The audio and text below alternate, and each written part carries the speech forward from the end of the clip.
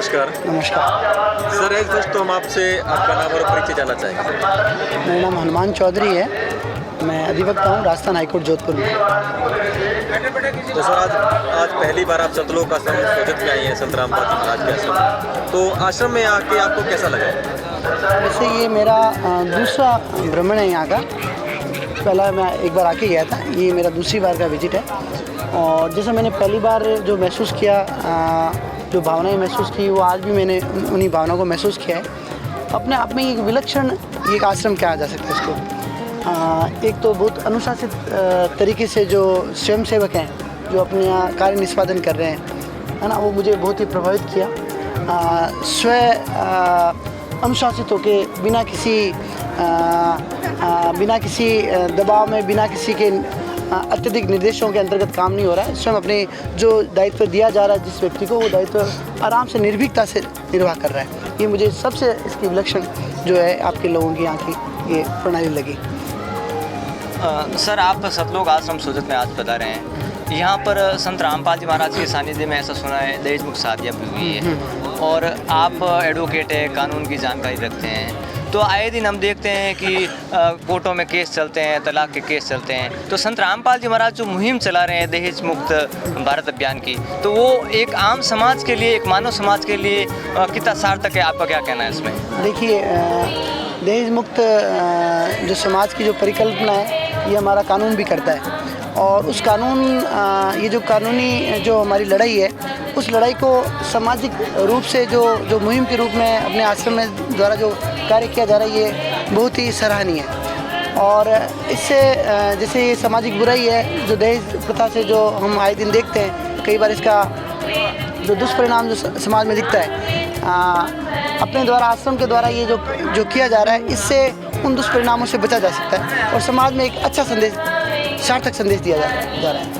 और इसके अलावा संत रामपाल जी महाराज मानव कल्याण के कार्य भी कर रहे हैं। आज भी देखने में आया संत रामपाल जी महाराज के अनुयायियों के द्वारा यहाँ पर ब्लड डोनेशन कैंप का और मुझे जानकारी मिली, और सैकड़ों की संख्या में ब्लड डोनेट हुआ है। तो इस जन कल्याण, मानव कल्याण कार्य के लिए आप क्या कहना चाहते हैं? देखिए, किसी भी समाज की जो उद्देश्य है, वो उद्देश्य एक आदर्श समाज स्थापित हो।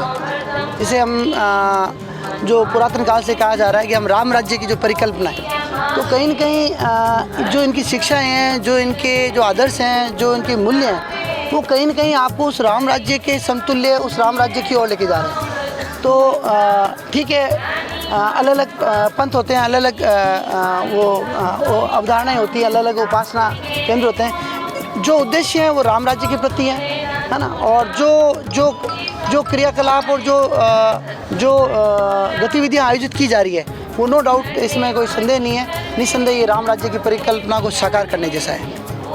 सर एक क्वेश्चन ये भी रहेगा कि हमारे मीडिया के बंधुओं के द्वारा ही, जैसे संत रामपाल जी महाराज के बारे में बहुत सारी गलत धारणाएं और दुष्प्रचार किया गया है, और हम मीडिया के माध्यम से ही आपसे जानना चाहेंगे कि आप साक्षात आज सतलोक आश्रम सोजत में पधारे हैं, संत रामपाल जी महाराज के सानिध्य में जो चल रहा है, तो आपको जो एक मीडिया में दुष्प्रचार मिला, और यहाँ आकर आप क्या अनुभव करते हो, क्या महसूस करते हो, क्या रियलिटी है, आप हमें बताइए। देखिए, ये कहना एकदम आपका सही है कि मीडिया के द्वारा यदि दुष्प्रचार किसी के व्यक्ति के प्रति कर दिया जाता है, तो ये धारणा आम जन में बन जाती है और गलत धारणा के शिकार हो सकते हैं। नो डाउट, जो आम धारणा जो जिस प्रकार से आपने बताया कि मीडिया के द्वारा दुष्प्रचारित किया गया कि वहाँ पे जो भी जो घटनाक्रम पूर्व में हुआ था, उस घटनाक्रम के बारे में तो चूँकि मैं उसका साक्षी नहीं रहा हूँ, मैं नहीं कह सकता कुछ भी।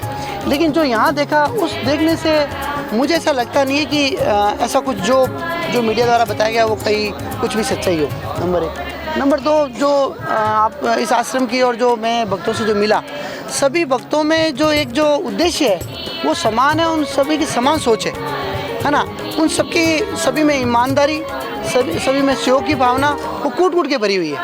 निस्वार्थ भाव से ये सहयोग की जो मैंने यहाँ दृश्य देखा है, शायद मैं ये कहूँगा कि आज के समय में ये बहुत ही ऐसा मिलना बहुत ही दुर्लभ है। जो यहाँ दिख रहा है, ऐसा लगता है आप किसी एक दूसरे लोक में आ गए हो। आप बाहर की दुनिया में देखते हो तो हर व्यक्ति छल कपट और अगले को कुछ न कुछ परेशान करने की नीयत से या खुद के लाभ लेने के बारे में सोचता रहता है कि मैं अगले को कैसे बेवकूफ़ बनाऊं और मैं उस बेवकूफ़ बनाकर मैं उससे कैसे लाभान्वित रहूं।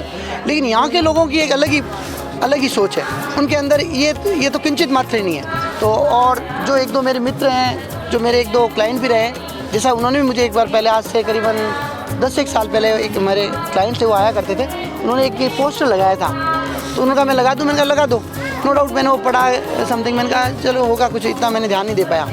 With the course of time हमारे मित्र जब इनसे संपर्क हुआ, और तो मैंने इनको बताया कि भाई एक विष्णु जी थे, वो आते थे, और फिर उन्होंने वापस दोबारा मुलाकात, उन्होंने बताया था सब मैं नशा करता था और शराबी था एक नंबर का।